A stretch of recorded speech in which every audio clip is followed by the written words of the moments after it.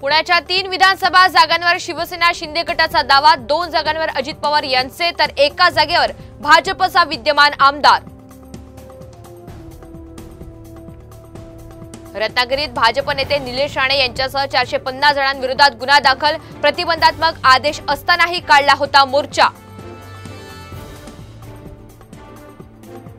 सिडकोच्या नवी मुंबईतील घरांची सोडत 19 जुलैला, वारंवार सोडतीच्या तारखेत बदल केल्यामुळे अर्जदारांमध्ये संभ्रम। पुणे विद्यापीठाकडून पेट परीक्षांची घोषणा, 24 ऑगस्टला परीक्षा पार पडणार, तर 10 ऑगस्ट पर्यंत अर्जाची शेवटची तारीख। पुण्यातील एरंडवणे भागात आढळला आणखी एक झिकाचा रुग्ण, झिका एकूण रुग्ण संख्या 16 वर।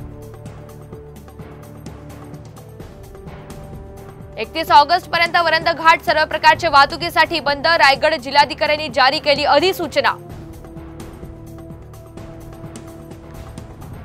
दारू पिण्यास मनाई केल्यामुळे टोळक्याकडून ढाबा मालकाला मारहाण, नाशिकच्या इंदिरानगरमधील घटना। ग्रामीण भागातील बोगस रस्त्यावरून बीडमध्ये महाराष्ट्र नवनिर्माण सेना आक्रमक, कार्यकारी अभियंत्यासह बोगस काम करणाऱ्या राजकमल कन्स्ट्रक्शनची चौकशी करण्याची मागणी। पावसामुळे कोकणाच्या सौंदर्यात भर, तर समाधानकारक पाऊस झाल्यामुळे शेती कामांना वेग।